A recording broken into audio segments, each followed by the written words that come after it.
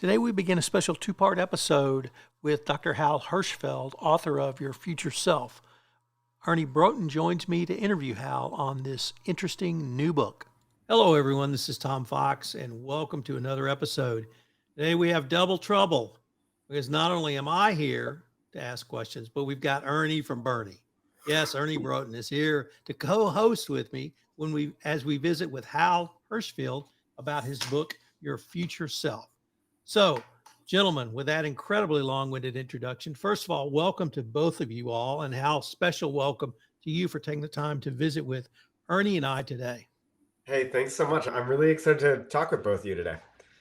Hal, I'm a professor's kid, so I always love going into the minutia of your undergrad, grad, dissertation work, dissertation topic. So could you tell us about your academic background? Yeah, sure thing. I'll spare you the titles of my theses and stuff. Yeah, so I did my undergrad work at Tufts University in Boston. I was a psych and English major then.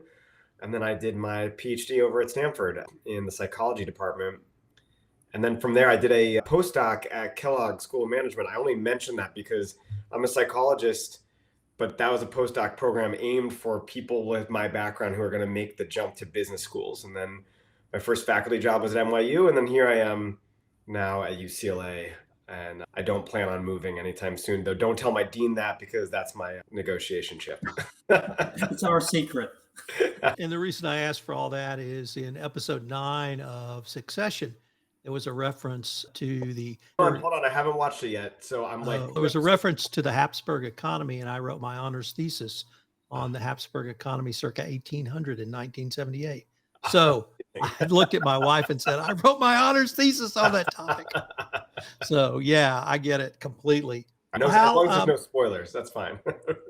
So let's turn to your academic research, which led to your book. Could you tell us about your interest, whatever your interest might be in academia, your research, and how this has led to you focusing on the future self?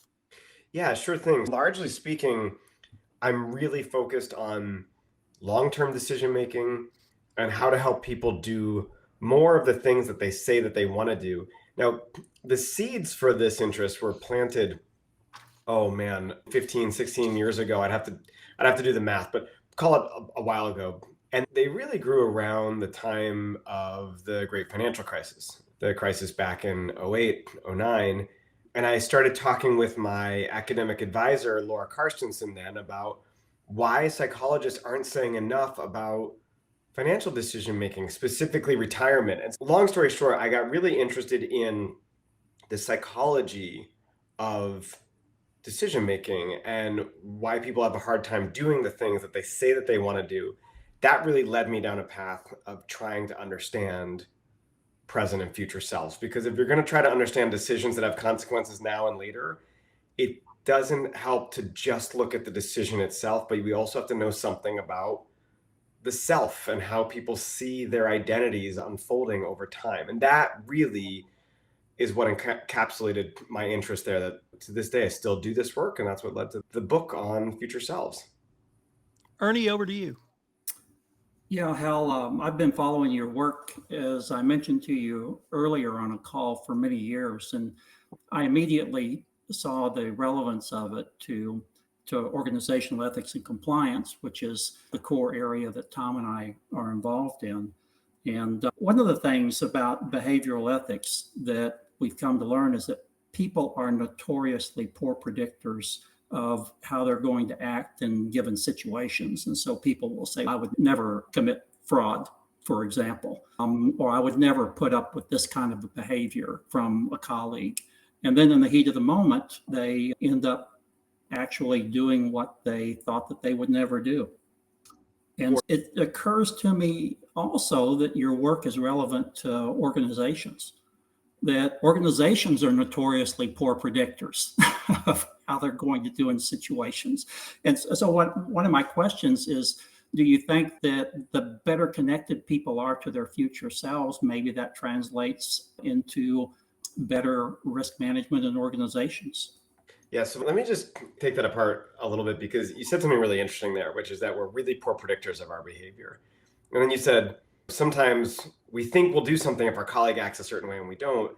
And in fact, one of the very first research studies I was involved in as a research assistant, this is now going back almost 25 years ago, was a study where Julie Woodsicka and Marianne LaFrance, this was their research, but I was an RA on this. They asked women how they would respond to sexual harassment in the workplace. And a large majority of them said, I wouldn't stand for it. I would walk out. I would be outraged, et cetera, et cetera. And then they set up this incredibly nuanced social psychological scenario where they have this job interview. People think they're going for a job interview, women do. And then half of the women are actually exposed to sexual harassment from the interviewer. It's crazy to think that this sort of went through the ethics board at the time. And despite the fact that all these women said, I will not stand for this, I'd walk out, etc., most of them didn't actually do that. They sat there very uncomfortable, they shrunk in, etc. The reason I raise this is because it's a very sad but important example of how hard it is to recognize the power of the situation. I can say I'll act a certain way. I can say that I'll do a certain thing. But then when push comes to shove and I'm faced with it, I might freeze up. Now, that's in that specific case. I'm interested in looking at our own future selves with more positive decisions, like wanting to save more or wanting to exercise more, eat healthier. But all of these contexts involve plans that I'm making with the knowledge that at some point along the way, I may end up not doing the things I said that I want to do. So in my research, one of the things we've been finding is that people who have a stronger sense of connection to their future selves end up doing more of the stuff that they say that they want to do, saving more, for instance, reporting higher levels of subjective health, and so on. Now, your question, though, applies to organizations. And this, I think, is a really interesting open area for research. Now, I can speculate here. And my speculation is that, well, first off, it depends. It depends on the identity of the organization itself. If an organization has a strong collective identity and sees itself almost as a person would over time, then you might imagine if the employees there and the decision makers there buy into that identity and they feel strongly about where the organization will go in the future, then I could imagine that level of connection will be an important input into these risk decisions, ethics decisions, and so on. Hopefully that wasn't too long-winded there, but I think it's a really interesting topic to dissect. Yeah, you would think that maybe that the better individuals are and maybe leaders are connecting with their future selves, that collectively at some point that would translate into organizational life.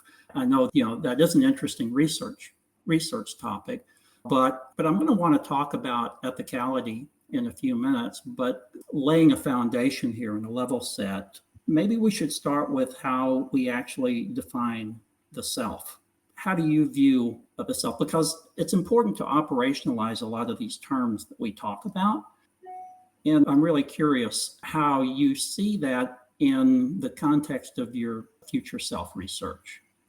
I think it's so important to do exactly what you said, because we can talk about a lot of these concepts. Some of them may be really abstract. And so when we talk about the self, that is, look, you could spend a whole podcast itself just defining the self, right? Not an episode, but the show itself, because it's really complicated. To make it as basic as possible, it's a bundle of things. It's a bundle of emotions and associations and connections to other people, but also ideals and values and traits and preferences and beliefs. These are all the things that make us who we are. Now, one way that I like looking at the self is that it's a collection of what some psychologists call essential moral traits. In other words, the things that we can point to in others and say, those are the things that define Ernie, that define Tom, whether it's your sense of humor and the nuance of it, or the way that you treat strangers or family members, those things that people can point to and say,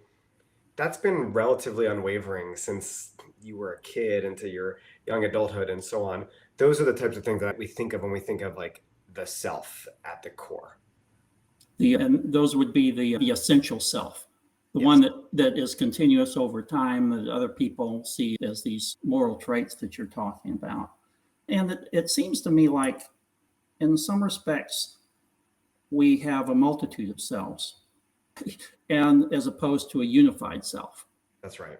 And and I think that relates to the ethics topic in the sense of integrity, integration, and bringing those disparate parts into resonance.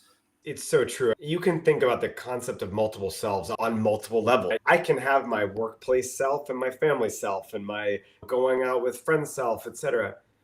I can also have selves spread out across time. I can have my current self. I can have a future self in 5 years. I can have a future self in 20 years. I can also have a future self next quarter, if in the business context, or next year, same quarter, where I think the decisions I'm making right now are going to have an impact then. But of course, we may be particularly motivated to focus on results right now. And so it can be hard to then fully jump into the shoes of our future self in a quarter or two or a year or whatever it might be. I particularly love the concept of multiple selves because I find it a much easier way to grasp with the idea, to grapple with the fact that it's very hard to define ourselves. It's very hard to say that one thing is me. I don't act the same on this call as I would on a call to my wife later, because these are different hats that we're wearing. Yeah, I think that we treat other people sometimes like they are unified selves. And that's why it makes it so difficult for us when somebody does something that is not characteristic and is an ethics failure in an otherwise situation where we view somebody as very ethical. And so that fact alone, that we can't make heads or tails of that sometimes, says that we don't really have an accurate grasp sometimes about the nature of the self. I couldn't agree with you more. This harkens back to old social psychological research on what's called the fundamental attribution error, which is a fancy term for basically the idea that we treat others as a bundle of traits and we recognize the power of the situation in ourselves. So if I trip, there must have been something on the ground. If you trip, Ernie, it's because you're clumsy.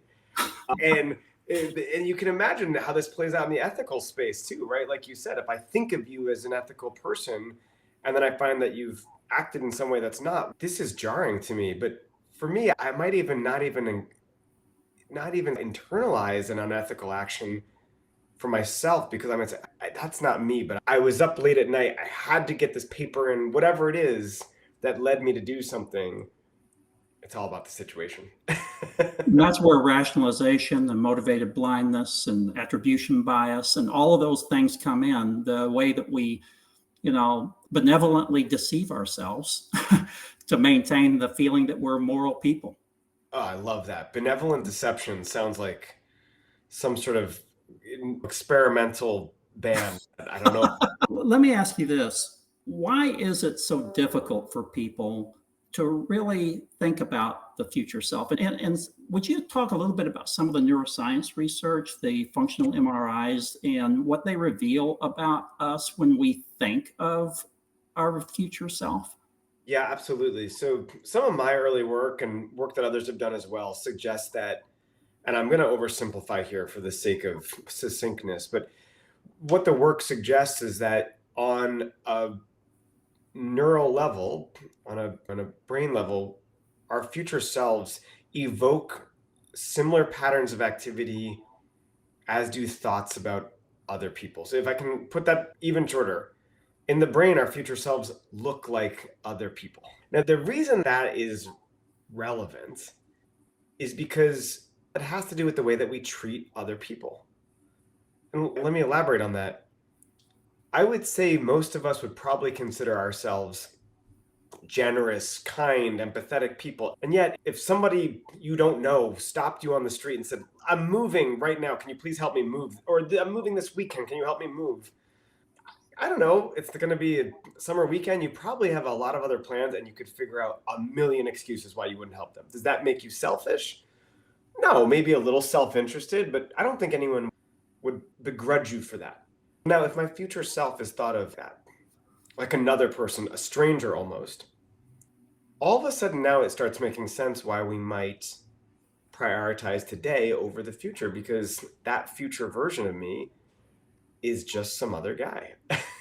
Now, I mean, there's a big caveat here, which is that we are sometimes not self-interested. We are sometimes generous. And if Tom stopped you, Ernie, and asked you, I'm moving this weekend, you probably would figure out a way to help him out. I don't know, maybe you would. I don't want to presume anything here. But point being, we make sacrifices for people who are meaningful to us, our close friends, our loved ones, our kids, our parents, etc. And so if we share that kind of relationship and feelings about our future self, then we may be more motivated to do things for their benefit. It's hard, though, even when we think positively and in a connected way to our future selves, it's hard to always act in their best interest because the present is an incredibly powerful force, right? Everything that's happening right now feels really important. It feels somehow more emotional than the stuff that has happened or than the stuff that will happen. And so, in other words, long story short, again, it's hard to consider our future selves because we live in the present, and that is a powerful influence on our feelings and behaviors. You say some interesting things in your book about, which is going to be published very soon, by the way. And I ordered my copy a couple of months ago, but I didn't procrastinate. And that leads me to this other part, and that's that you have some interesting things to say about procrastination and how it offloads basically the burdens of decision making to our future self. That's right. Procrastination is it's one of my own favorite topics to think about because so many people do it. I'm guilty of it. I don't want to make any assumptions about you guys, right? But what procrastination is doing, in essence, is you couldn't have said it better. Offloading some sort of behavior or responsibility to a future self. And what I think is so interesting about it is that with procrastination, it's not as if I'm surprised when the future arrives. I actively am thinking, okay, you know what? I will do that thing. I have to submit some reimbursements for my kids' preschool. Don't tell my wife this. I've been meaning to do this for about 3 months. And I keep telling myself, next week, I will take care of this. Now, it's not as if I'm not thinking about the future. I am, but not in a deep way at all. Because if I was really careful, if I was really, really thinking about it, I'd say, what chance am I going to do next week? I haven't done this week or any of the previous 12. All I'm doing is making that guy's life more difficult. I should just do this thing now. In fact, I want to do it after this call, but we'll see. Who knows what happens, right? But this is a version of screwing over our future selves because we're putting that thing on them. And now probably it's making it even more difficult because time is tighter, there's more pressure and so on. And that really can put them in a bind. Yeah, you say some interesting things in your book about visualization and the ability to vividly conjure up imagery about, I guess, the future self, and that can minimize, and the procrastinators really can't do that very well. Is that the way I read that? Yeah, that's correct. That's work that was done by Tim Pitchell and his colleagues, which basically found that these are students, which is a very good group of people to study if you want to look at procrastination. Students who can't vividly imagine the feelings of their future selves tend to be more likely to procrastinate, in part because they're not fully tapping in to the feelings that they'll have regarding what will happen when they do put more and more things off and how they'll feel even worse to be under pressure and so on. So that ability to really have a lived connection to the person that you are going to be 3 days from now, 10 days from now, a year, 2 years, 10 years. And that's why that skill is so critical. You also say some things about forgiveness and self-forgiveness that I think are interesting. Could you talk a little bit to that? And why that relates to our ability to plan well for the future self, forgiving our past selves? One way to think about this is that sometimes when we procrastinate, it's because we're unfair to our future selves. We think that they'll do more. We also don't fully appreciate our past selves, right? We get mad at ourselves for having procrastinated in the past. There's a suggestion in the literature that one thing that might matter is being forgiving of, it's a little bit of a strange concept, but forgiving of the sins that we've done against ourselves. if I can forgive myself for having procrastinating, if I can have some compassion for past me, that may make it easier for me to say, okay, you know what? I recognize that I have this problem, that I've had this problem before, rather than beat myself up about it, rather than avoid the task because it makes me feel bad. Instead, maybe I can just face it head on and do the thing. In other words, part of the problem here is that we might procrastinate because the thing we don't want to do gives us some negative feelings. It makes me feel bad about myself because I haven't taken care of this thing. And then that spirals into another thing, another thing. If I can stop that cycle and say, all right, let's do just as you would with a relationship. Let's try to figure out how to repair trust. Let's try to figure out how to repair the relationship. That's done through a genuine apology and genuine forgiveness. Now I might be better able to handle whatever the sort of troublesome context or domain is. And I think you point out also, and I think it's true, that along with self-forgiveness, that has to be paired with accepting responsibility and accountability for the decisions that we make and the things that we do. Because by not doing that, we push that away and we amp up the energy of dreading the future situations that are similar to those. Yeah, I think you're right about that. I think it creates a situation where context or whatever the sort of issue is can get essentially blown out of proportion, because now it's building on itself, making things worse and worse over time in a way that, again, just continues to make life harder and harder for not just our future selves, but our present selves as well. Yeah, I totally agree. One of the things that Tom and I are most involved with is ethical behavior, unethical behavior. I know you actually did a paper a number of years ago with some colleagues, other academics, on that. What did you find in general with regard to the ability to connect with our future selves and the relationship of that to ethical or unethical conduct? Right. So early on, I did some work with Taya Cohen and Lee Thompson. And one of the things that we found was that people who felt a strong degree of similarity to their future selves were more uncomfortable with what researchers call unethical business decisions. So in other words, there's a well-known survey instrument. It's this little scale that asks people, I'm going to give you six vignettes, and all of them pit financial interest against unethical actions. Gain some profit for your company, but engage in the legal but ethically questionable environmental behavior. That's just like one example. So people who feel more of a sense of similarity with their future selves feel less comfortable with these sorts of things. And then I should say that's when you take into account other personality dimensions and other demographic characteristics too. We even, in that particular paper, this was the much smaller survey, we even found that people who felt more of a sense of connection with their future selves were less likely to cheat in like a laboratory where these little games were like, they're set up so that if you cheated a little bit, you could gain more money. These are innocuous things. Nobody's really harmed here, right? This isn't like you have the opportunity to lie, cheat, steal, and kill. And no, these are like kind of on the margins of ethical and unethical behavior. We have some other work with John Louis Van Gelder and Lauren Nordgren, where we've also shown this with adolescents engaging in delinquent behavior.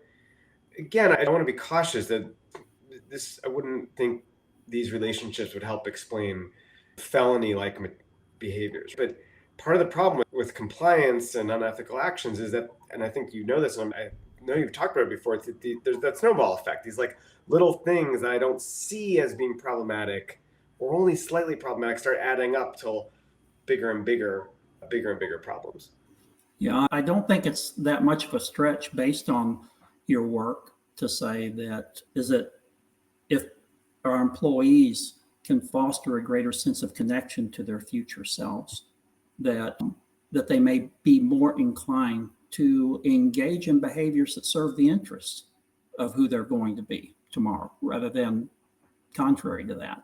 So I don't think that's a stretch. The thing I would add to that, though, is that, especially in the organizational context, I want to make sure that the behaviors we're talking about are what we would call identity relevant, right? So if I feel connected to my future self, and that helps me when it comes to decisions that involve an ethical or a slightly more unethical path. In the workplace context, if there's something that's possibly unethical, but I don't see it as coming back to me, it's part of this organization that I'm just a cog in the wheel. Well, there, I think it becomes a lot more complicated quickly, because you really want to make sure that we tie the sort of behaviors and actions to someone's identity to make sure that whatever I'm doing, it's not just part of this bigger organization. It also comes back to me and who I am and says something about me. Otherwise, it's, I think, easier and easier, regardless of the connection I have with my future self, to act in a way that could be perceived as unethical. And not to own that. Exactly. And this keeps circling around the conversation we've been having earlier too, which is, it wasn't me, it was the situation. The company culture was set up so that I'm rewarded to hypothetically create accounts for customers who don't exist. So a lot of it really has to do with maybe tying people's thoughts around their behavior to, how will that make me feel? How will this affect my relationships? Yeah, and look, that's easier said than done. I told you I was at Kellogg, and that when I was there, one of the things I heard from one of the professors, I may be misremembering, but I think it was Adam Galinsky, was, and I know this isn't just unique to him, but if the Wall Street Journal were to print an article on the front page tomorrow about this decision, would it be something I would be proud to have my first grade teacher see or my relatives, right? And so that to me is like one of those tie it back to the self type of, just, I'm not, that's an intervention that I think can do that. And I'm not saying every time I'm at work I think that, because eventually I'm going to just start ignoring that sort of question, right? But I agree with you that I think ultimately we do want to tie it back. I think that's great. And the challenge is too, I think, as we begin to talk about bringing this to our work in ethics and compliance and to our programs in ways that benefit employees in acting in accordance with their deeper values, intentions, and aspirations. I think that maybe if we could focus a little bit on what practically that might look like, how we might take your work and apply it in these real work situations, that might be useful. Hal, I wanted to ask, do you have a release date for your book?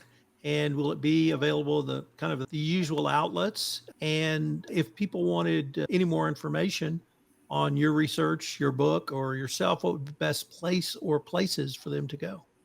Absolutely, yeah. The book's out on June 6th.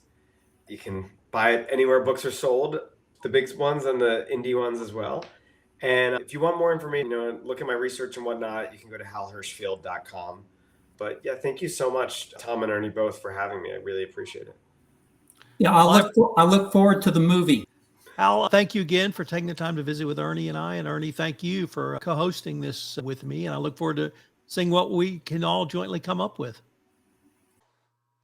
I hope you'll join us again next week for part 2 of our interview with Dr. Hal Hershfield.